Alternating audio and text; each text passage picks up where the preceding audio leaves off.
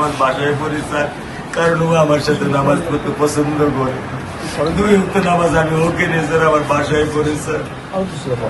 আল্লাহ আমি জানি না আল্লাহ তাআলা আমার কোন পরীক্ষা ফেলেছে, এই দুঃখ এই কষ্ট মৃত্যু ছাড়া আমার আর কোনো শেষ নেই স্যার, আর কোনো শেষ নেই স্যার। আমার আর এই মেয়ে লেখাপড়ার দায়িত্ব মাননীয় প্রধানমন্ত্রী নেবে।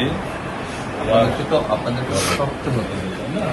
আপনার তো বড় মেয়েটা রয়ে গেছে, এখন তো ওর জন্য আপনাদেরকে শক্ত থাকতে হবে।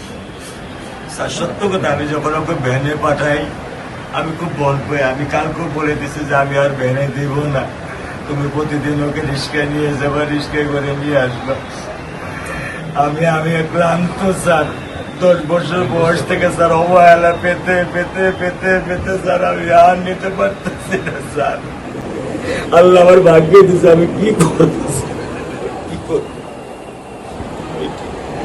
ঘরের ব্যবস্থা মানে বলেছেন মেয়ে লেখাপড়া হবে, ধৈর্য ধরো, ইনশাল্লাহ বিচার হবে খুব সংক্ষিপ্ত সময়।